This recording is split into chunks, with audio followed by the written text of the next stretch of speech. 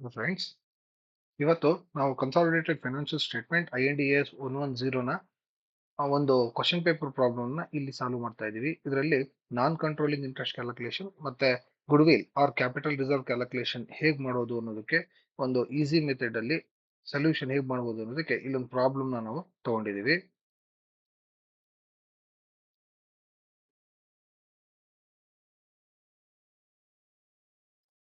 ಇದು previous year question paper problem 5 marks ಬಂದಿರುವಂತದ್ದು. ಇಲ್ಲಿ ನಾವು ಮೊದಲಿಗೆ ಗುಡ್ವಿಲ್ ಕ್ಯಾಲ್ಕುಲೇಷನ್ ಮತ್ತೆ ನಾನ್ ಕಂಟ್ರೋಲಿಂಗ್ ಇಂಟ್ರೆಸ್ಟ್ ಕ್ಯಾಲ್ಕುಲೇಷನ್ ಮಾಡಬೇಕಾದ್ರೆ ಮೊದಲಿಗೆ ನೋಡ್ಬೇಕಾಗಿರುವಂತದ್ದು ಯಾವುದೇ ಪ್ರಾಬ್ಲಮ್ ಅಲ್ಲಿ ಯಾವ ಕಂಪನಿಯನ್ನ ಅಕ್ವೈರ್ ಮಾಡ್ತಾ ಇದೆ ಅನ್ನೋದನ್ನ ಅಬ್ಸರ್ವ್ ಮಾಡಬೇಕು. ಅದು ಎಲ್ಲಿ ಕೊಟ್ಟಿರ್ತಾರೆ ಅಂತ ಹೇಳಿದ್ರೆ ಇಲ್ಲಿ ಇನ್ವೆಸ್ಟ್ಮೆಂಟ್ ಅಂತ ಹೇಳಿರ್ತಾರೆ. ಈ ಇನ್ವೆಸ್ಟ್ಮೆಂಟ್ ಪೋರ್ಷನ್ ಒಳಗಡೆನಲ್ಲಿ ಯಾವ ಕಂಪನಿಯಲ್ಲಿ ಇನ್ವೆಸ್ಟ್ ಮಾಡಿದೆ ಅನ್ನೋದ್ರ ಬೇಸಿಸ್ ಮೇಲೆ ನಾವು ಡಿಸೈಡ್ ಮಾಡ್ಕೋಬಹುದು ಅಕ್ವೈರ್ ಆಗ್ತಾ ಇರೋ ಕಂಪನಿ ಯಾವುದು ಅಂತ. ಇಲ್ಲಿ ಸ್ಪೆಸಿಫಿಕ್ ಆಗಿ ಮೇಲ್ಗಡೆ ಎಲ್ಲೂ ಹೇಳದೇ ಇದ್ದಾಗ ಇಲ್ಲಿ ಇನ್ವೆಸ್ಟ್ಮೆಂಟ್ ಯಾವ ಕಂಪನಿಯಲ್ಲಿ ಮಾಡಿದೆ ಅನ್ನೋದ್ರ ಬೇಸಿಸ್ ಮೇಲೆ ಡಿಸೈಡ್ ಮಾಡ್ಕೋಬಹುದು ಯಾವ ಕಂಪನಿನ ಅಕ್ವೈರ್ ಮಾಡಿದೆ ಅಂತ. ಸೊ ಈ ಪ್ರಾಬ್ಲಮ್ ಒಳಗೆ investments in shares of Suresh limited ಅಂತ ಕೊಟ್ಟಿದ್ದಾರೆ. ಹಾಗಂದ್ರೆ ಅಕ್ವೈರ್ ಮಾಡ್ತಾ ಇರುವಂತಹ ಕಂಪನಿ ಸುರೇಶ್ ಲಿಮಿಟೆಡ್ ನ ರಮೇಶ್ ಲಿಮಿಟೆಡ್ ಅವರು ಅಕ್ವೈರ್ ಮಾಡ್ಕೊಳ್ತಾ ಇದ್ದಾರೆ. ಅದನ್ನ ಇಲ್ಲಿ ಮತ್ತೆ ಕೊಟ್ಟಿದ್ದಾರೆ, Ramesh limited acquired the shares of Suresh limited ಅಂತ ಹೇಳ್ತಾ ಇದ್ದಾರೆ. ಅಲ್ಲಿಗೆ ರಮೇಶ್ ಲಿಮಿಟೆಡ್ ಅವರು ಸುರೇಶ್ ಲಿಮಿಟೆಡ್ ನ ಅಕ್ವೈರ್ ಮಾಡ್ಕೊಂಡಿದ್ದಾರೆ ಅನ್ನೋದು ನಮಗೆ ಸ್ಪೆಸಿಫಿಕ್ ಆಗಿ ಗೊತ್ತಾಗ್ತಾ ಇದೆ. ಇದಾದ್ಮೇಲೆ ಎರಡನೇ ವಿಚಾರ, ನಾವು ಕ್ಯಾಲ್ಕುಲೇಷನ್ಗೆ ಹೋಗೋಕ್ಕಿಂತ ಮುಂಚೆ ಯಾವಾಗ ಈ ಫೈನಾನ್ಷಿಯಲ್ ಇಯರ್ ಸ್ಟಾರ್ಟ್ ಆಯ್ತು, ಯಾವಾಗ ಫೈನಾನ್ಷಿಯಲ್ ಇಯರ್ ಎಂಡ್ ಆಯ್ತು, ಯಾವಾಗ ಅಕ್ವೈರ್ ಮಾಡ್ಕೊಂಡಿದ್ದಾರೆ ಅನ್ನೋದನ್ನ ನೋಡ್ಬೇಕು. ಇಲ್ಲಿ ಫೈನಾನ್ಷಿಯಲ್ ಇಯರ್ ಸ್ಟಾರ್ಟ್ ಆಗ್ತಾ ಇರೋದ್ರ ಬಗ್ಗೆ ಇನ್ಫಾರ್ಮೇಶನ್ ಇಲ್ಲಿದೆ. That is general reserve on 1/4/2023 ಅಂತ ಕೊಟ್ಟಿದ್ದಾರೆ. ಸೊ ಓಪನಿಂಗ್ ಡೇಟು 1/4/2023 ಅಂತ ಗೊತ್ತಾಗ್ತಾ ಇದೆ. ಕ್ಲೋಸಿಂಗ್ ಡೇಟು 31st March 2024 ಅಂತ ಹೇಳಿ ಬ್ಯಾಲೆನ್ಸ್ ಶೀಟಿನ ಮೇಲ್ಗಡೆ ಕೊಟ್ಟಿದ್ದಾರೆ. ಸೊ ಹಾಗಾಗಿ ಕ್ಲೋಸಿಂಗ್ ಡೇಟು 31st March 2024 ಅನ್ನೋದು ಗೊತ್ತಾಗುತ್ತೆ. ದೆನ್ ಅಕ್ವಿಸಿಷನ್ ಪೀರಿಯಡ್ ಇಲ್ಲಿ ಹೇಳಿದ್ದಾರೆ. ಅಕ್ವೈರ್ ಆಗಿರುವಂತಹ ಡೇಟ್ ಏನಿದೆ ಅದನ್ನ ಇಲ್ಲಿ ಸ್ಪೆಸಿಫೈ ಮಾಡಿದ್ದಾರೆ. Ramesh limited acquired the shares of Suresh limited on 31st December 2023 ಅಂತ ಹೇಳಿ ಕೊಟ್ಟಿದ್ದಾರೆ. ಹಾಗಾದ್ರೆ ಓಪನಿಂಗ್ ಡೇಟ್ 1/4/2023 ಆಗಿರುತ್ತೆ. ಅಕ್ವೈರ್ ಆಗಿರೋ ಡೇಟು 31st December 2023 ಆಗಿರುತ್ತೆ. Then closing date 31st March 2024 ಆಗಿರುತ್ತೆ. ಸೊ ಇದು ಟೈಮ್ ಯಾವಾಗ ಅಕ್ವೈರ್ ಮಾಡಿದ್ದಾರೆ ಅನ್ನೋದನ್ನ ನಾವು ಟೈಮ್ ರೇಷಿಯೋ ಮಾಡ್ಕೋಬೇಕಾದ್ರೆ ಈ 3 ಪಾಯಿಂಟ್ ಅನ್ನು ನೋಡ್ಬೇಕು. ಇದಾದ್ಮೇಲೆ ನಾವು ಎಷ್ಟು ಶೇರ್ಸ್ ಅನ್ನ ಅಕ್ವೈರ್ ಮಾಡ್ಕೊಂಡಿದ್ದಾರೆ ಅನ್ನೋದನ್ನ ಅಬ್ಸರ್ವ್ ಮಾಡಬೇಕಾಗುತ್ತೆ for the purpose of apportionment of various profits R reserves. ಯಾವುದೇ ಪ್ರಾಫಿಟ್ ಮತ್ತೆ ರಿಸರ್ವ್ ನ ನಾವು ಅಪೋರ್ಷನ್ಮೆಂಟ್ ಮಾಡ್ಲಿಕ್ಕೆ ಇಲ್ಲಿ ನಮಗೆ ಯಾವಾಗ ಅಕ್ವೈರ್ ಆಯ್ತು ಮತ್ತೆ ಎಷ್ಟು ಪೋರ್ಷನ್ ಅನ್ನ ಅಕ್ವೈರ್ ಮಾಡ್ಕೊಂಡಿದ್ದಾರೆ ಅನ್ನೋದನ್ನ ನೋಡ್ಬೇಕು. ಸೊ ಎಷ್ಟು ಪೋರ್ಷನ್ ಅಕ್ವೈರ್ ಮಾಡ್ಕೊಂಡಿದ್ದಾರೆ ಅನ್ನೋದನ್ನ ಇಲ್ಲಿ ಕೊಟ್ಟಿದ್ದಾರೆ. 18,000 ಶೇರ್ಸ್ ಅನ್ನ ಅಕ್ವೈರ್ ಮಾಡ್ಕೊಂಡಿದ್ದಾರಂತೆ. Total number of shares of Suresh limited ಇಲ್ಲಿ ನೋಡಬಹುದು 2 lakh rupees ಶೇರ್ ಕ್ಯಾಪಿಟಲ್ ಇದೆ. ಪ್ರತಿ ಶೇರಿನ ವ್ಯಾಲ್ಯೂ 10 rupees. ಹಾಗಾದ್ರೆ 20,000 ಟೋಟಲ್ ನಂಬರ್ ಆಫ್ ಶೇರ್ಸ್ ಬಂದಿರುತ್ತೆ. ಇದರಲ್ಲಿ 18,000 ಶೇರ್ಸ್ ಅನ್ನ ಅಕ್ವೈರ್ ಮಾಡ್ಕೊಂಡಿದ್ದಾರೆ ಅಂದ್ರೆ ಇನ್ನು 2,000 ಶೇರ್ಸ್ ಅಲ್ಲೇನೆ ಸುರೇಶ್ ಲಿಮಿಟೆಡ್ ಅಲ್ಲೇ ಬಿಟ್ಟಿರ್ತಾರೆ. ಅದನ್ನ ಮೈನಾರಿಟಿ ಇಂಟ್ರೆಸ್ಟ್ ಅಂತ ಹೇಳಿ ನಾವು ಕರಿತೀವಿ. ಸೊ ಈಗ ಪ್ರಾಬ್ಲಮ್ ನ ಸ್ಟಾರ್ಟ್ ಮಾಡೋಣಂತೆ. ಸೊ ಇಲ್ಲಿ ಫಸ್ಟಿಗೆ ನಾವು ಕ್ಯಾಲ್ಕುಲೇಷನ್ಗೆ ಹೋಗೋಕ್ಕಿಂತ ಮುಂಚೆ ನಾನ್ ಕಂಟ್ರೋಲಿಂಗ್ ಇಂಟ್ರೆಸ್ಟ್ ಮತ್ತೆ ಗುಡ್ವಿಲ್ ಕ್ಯಾಲ್ಕುಲೇಷನ್ ಮುಂಚೆ ಟೈಮ್ ರೇಷಿಯೋ ಮತ್ತೆ ಹೋಲ್ಡಿಂಗ್ ರೇಷಿಯೋನ ಮಾಡ್ಕೋಬೇಕು. ಟೈಮ್ ರೇಷಿಯೋ ಏನಕ್ಕೆ ಬೇಕು ಅಂತ ಹೇಳಿದ್ರೆ ಕ್ಯಾಪಿಟಲ್ ಪ್ರಾಫಿಟ್ ಎಷ್ಟಿದೆ ಮತ್ತೆ ರೆವಿನ್ಯೂ ಪ್ರಾಫಿಟ್ ಎಷ್ಟು ಬರುತ್ತೆ ಅನ್ನೋದನ್ನ ಕ್ಯಾಲ್ಕುಲೇಟ್ ಮಾಡ್ಲಿಕ್ಕೆ ಟೈಮ್ ರೇಷಿಯೋ ಬೇಕಾಗುತ್ತೆ.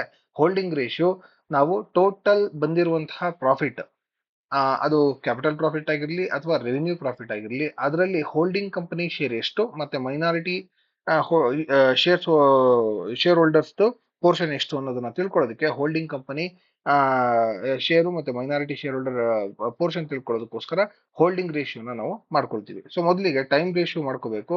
ಟೈಮ್ ರೇಷಿಯೋ ಒಳಗಡೆನಲ್ಲಿ ಫೈನಾನ್ಷಿಯಲ್ ಇಯರ್ ಎಲ್ಲಿಂದ ಎಲ್ಲಿ ತನಕ ಇದೆ ಅನ್ನೋದನ್ನ ಇಲ್ಲಿ ನಾವು ಮೆನ್ಷನ್ ಮಾಡಿದೀವಿ. 1/4/2023 ಟು 31st March 2024 ತನಕ, ಅಂದ್ರೆ ಟೋಟಲಿ 12 months ಪೀರಿಯಡ್ ಆಗಿರುತ್ತೆ. ಇದ್ರೊಳಗಡೆನಲ್ಲಿ ಅಕ್ವೈರ್ ಆಗಿರೋ ಡೇಟ್ 31st December 2023 ಅಂತ ಹೇಳಿ ಇಲ್ಲಿ ಅಡ್ಜಸ್ಟ್ಮೆಂಟ್ ಒಳಗೆ ಮೆನ್ಷನ್ ಮಾಡಿದ್ದಾರೆ.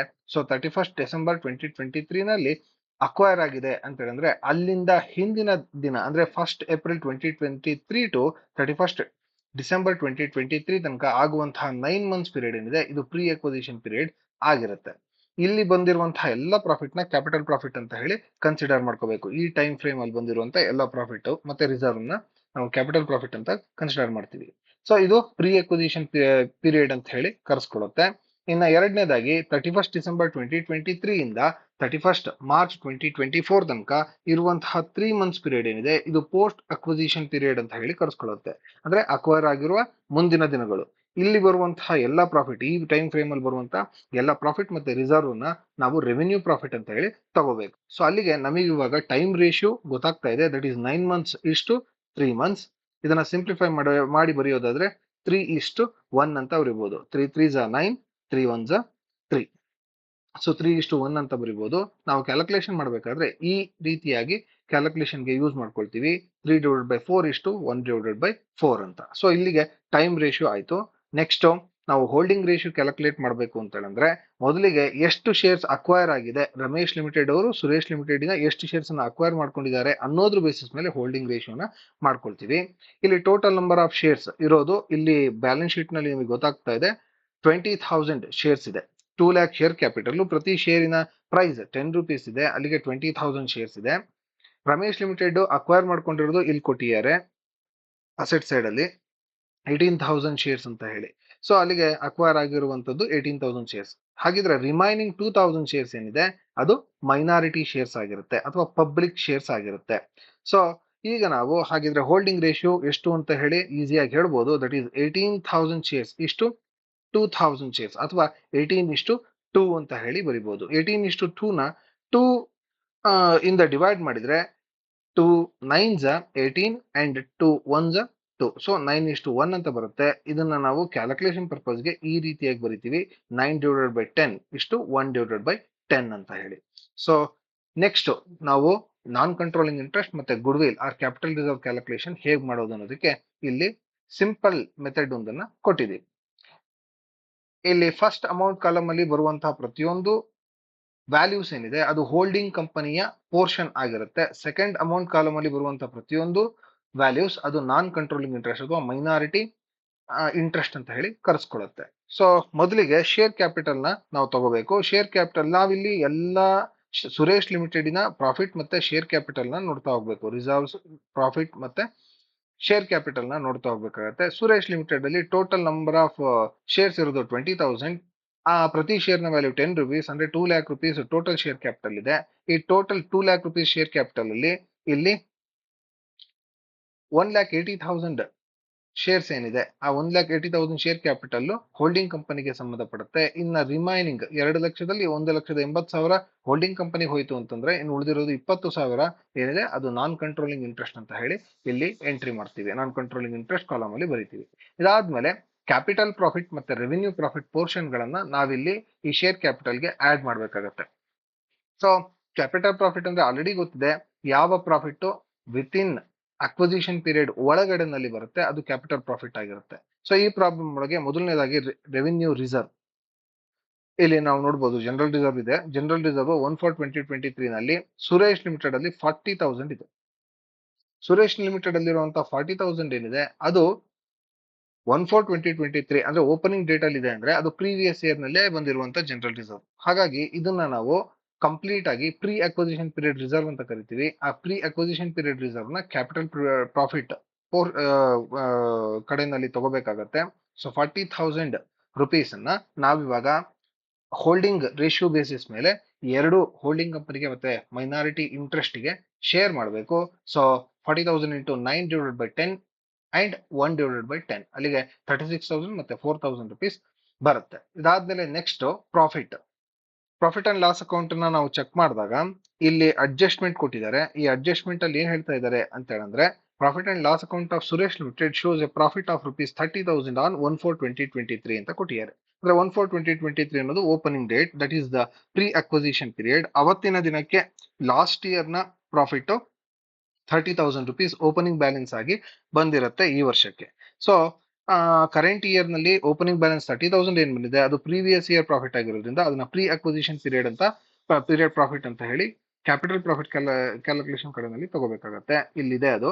So profit or loss account balance 30,000.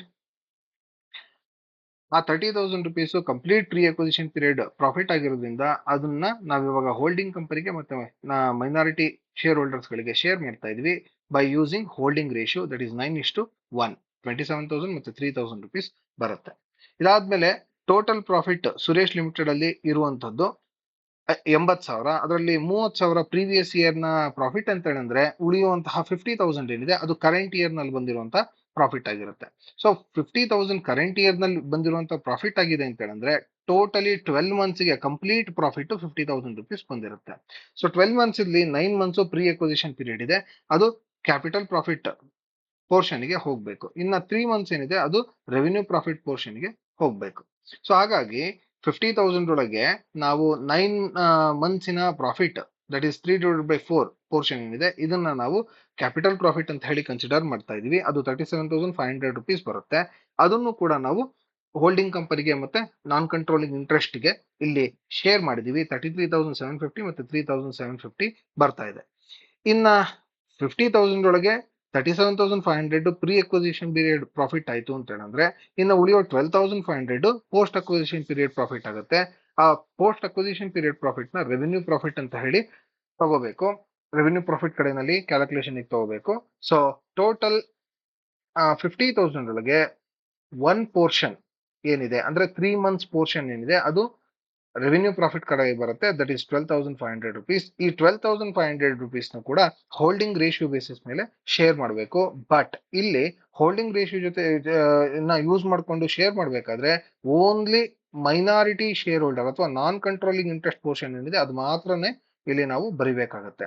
But holding ಕಂಪನಿಗೆ ಸಂಬಂಧಪಟ್ಟಿರೋದನ್ನ ಇಲ್ಲಿ ಬರೆಯೋ ಆಗಿಲ್ಲ. ಅದ್ರ ಬದಲಾಗಿ ಬ್ಯಾಲೆನ್ಸ್ ಶೀಟ್ ನಲ್ಲಿ ನಾವು ನಾನ್ ಕಂಟ್ರೋಲ್ ಇದು ಬಂದಿರುವಂತಹ ಟೋಟಲ್ ರೆವಿನ್ಯೂ ಪ್ರಾಫಿಟ್ ಏನಿದೆ ಅದನ್ನ ರೆವಿನ್ಯೂ ಪ್ರಾಫಿಟ್ ಅಂತ ಹೇಳ್ಬಿಟ್ಟು ಬ್ಯಾಲೆನ್ಸ್ ಶೀಟ್ ಲಯಬಿಲಿಟಿ ಸೈಡ್ ಅಲ್ಲಿ ಶೋ ಮಾಡ್ತೀವಿ. ಹಾಗಾಗಿ ಇಲ್ಲಿ ನಾವು ನಾಟ್ ಅಪ್ಲಿಕಬಲ್ ಅಂತ ಹೇಳಿ ಬರ್ದಿದೀವಿ. ಸೊ 12,500 ಒಳಗೆ 9 ಪೋರ್ಷನ್ ಏನಿದೆ ಅದು ಬ್ಯಾಲೆನ್ಸ್ ಶೀಟ್ ಅಲ್ಲಿ ಎಂಟ್ರಿಗೆ ಬರುತ್ತೆ. 1 ಪೋರ್ಷನ್ ಏನಿದೆ ಅದು ನಾನ್ ಕಂಟ್ರೋಲಿಂಗ್ ಇಂಟ್ರೆಸ್ಟ್ ಅಂತ ಹೇಳಿ ಇಲ್ಲಿ ಕ್ಯಾಲ್ಕುಲೇಷನ್ ಅಲ್ಲಿ ತಗೊಳ್ತೀವಿ. ಸೊ ಅದು 1,250 ರುಪೀಸ್ ಬಂದಿದೆ. ಈಗ ಟೋಟಲ್ ಮಾಡಿದ್ರೆ ನಮಗೆ ಹೋಲ್ಡಿಂಗ್ ಕಂಪನಿಯ total profit and share capital share 2,76,750 ಬಂದಿದೆ. ನಾನ್ ಕಂಟ್ರೋಲಿಂಗ್ ಇಂಟ್ರೆಸ್ಟ್ ನ ಟೋಟಲ್ ಶೇರು ಅಥವಾ ಮೈನಾರಿಟಿ ಇಂಟ್ರೆಸ್ಟ್ ನ ಟೋಟಲ್ ಶೇರು 32,000 ರುಪೀಸ್ ಬಂದಿದೆ. ಸೊ ನಾನ್ ಕಂಟ್ರೋಲಿಂಗ್ ಇಂಟ್ರೆಸ್ಟ್ ಅಥವಾ ಮೈನಾರಿಟಿ ಇಂಟ್ರೆಸ್ಟ್ 32,000 ಅಂತ ಹೇಳಿ ಗೊತ್ತಾಗ್ತಾ ಇದೆ. ಅದೇ ರೀತಿ ಹೋಲ್ಡಿಂಗ್ ಕಂಪನಿಗೆ ಈ ಅಕ್ವಿಸಿಷನ್ ಇಂದ ಬರ್ತಾ ಇರ್ತಕ್ಕಂಥ ಟೋಟಲ್ ವ್ಯಾಲ್ಯೂ 2,76,750 ರುಪೀಸ್ ಅಂತ ಗೊತ್ತಾಗಿದೆ. ಈ 2,76,750 ವ್ಯಾಲ್ಯೂನ ಪಡ್ಕೊಳ್ಳೋದಕ್ಕೋಸ್ಕರ ನಮ್ಮ ರಮೇಶ್ ಲಿಮಿಟೆಡ್ ಅವರು ಸುರೇಶ್ ಲಿಮಿಟೆಡ್ಗೆ 2,10,000 ರುಪೀಸ್ ನ ಪರ್ಚೇಸ್ ಕನ್ಸಿಡರೇಷನ್ ಅಂತ ಹೇಳಿ ಪೇಮೆಂಟ್ ಮಾಡಿದ್ದಾರೆ. ಈ 2,10,000 ಪೇಮೆಂಟ್ ಏನ್ ಮಾಡಿದಾರಲ್ಲ ಇದು ಆಕ್ಚುಯಲಿ ಅವರಿಗೆ ಅವರು ಏನು ಬಂದಿರತಕ್ಕಂತ ರೆವಿನ್ಯೂ ಜೊತೆನಲ್ಲಿ ಕಂಪೇರ್ ಮಾಡಿದ್ರೆ, ರೆವಿನ್ಯೂ ಅಂತ ಹೇಳಿದ್ರೆ ಅವ್ರಿಗೆ ಇಲ್ಲಿ ಜನರೇಟ್ ಆಗಿರುವಂತ ವ್ಯಾಲ್ಯೂ ಜೊತೆನಲ್ಲಿ ಕಂಪೇರ್ ಮಾಡಿದ್ರೆ ಕೊಟ್ಟಿರುವಂತ ಅಮೌಂಟ್ ಪರ್ಚೇಸ್ ಕನ್ಸಿಡರೇಷನ್ ಅಮೌಂಟ್ ಕಡಿಮೆ ಇದೆ. ಸೊ ಪರ್ಚೇಸ್ ಕನ್ಸಿಡರೇಷನ್ ಅಮೌಂಟ್ ಕಡಿಮೆ ಇದ್ದು ಅವರಿಗೆ ಪ್ರಾಫಿಟ್ ಪೋರ್ಷನ್ ಜಾಸ್ತಿ ಬಂದಿರೋದ್ರಿಂದ ಇದು ಕ್ಯಾಪಿಟಲ್ ರಿಸರ್ವ್ ಅಂತ ಹೇಳಿ ಕರೆಸ್ಕೊಳ್ಳುತ್ತೆ. ಅದೇ ಏನಾದ್ರೂ ಪರ್ಚೇಸ್ ಕನ್ಸಿಡರೇಷನ್ ಜಾಸ್ತಿ ಕೊಟ್ಬಿಟ್ಟು ಅವರ ಪ್ರಾಫಿಟ್ ಪೋರ್ಷನ್ ಏನಿದೆ ಅದು ಕಡಿಮೆ ಆಗಿದ್ರೆ ಅವಾಗ ಗುಡ್ ವಿಲ್ ಅಂತ ಹೇಳಿ ಕರೆಸ್ಕೊಳ್ಳೋದು. ಸೊ ಈ ಪ್ರಾಬ್ಲಮ್ ಒಳಗೆ ಕ್ಯಾಪಿಟಲ್ ರಿಸರ್ವ್ ಬರ್ತಾ ಇದೆ 66,750 ರುಪೀಸ್. ಸೊ ಈ ರೀತಿನಲ್ಲಿ ಸಿಂಪಲ್ ಆಗಿ ನಾವು ನಾನ್ ಕಂಟ್ರೋಲಿಂಗ್ ಇಂಟ್ರೆಸ್ಟ್ ಮತ್ತೆ goodwill or capital reserve ನ ಕ್ಯಾಲ್ಕುಲೇಟ್ ಮಾಡಬಹುದು. Thank you.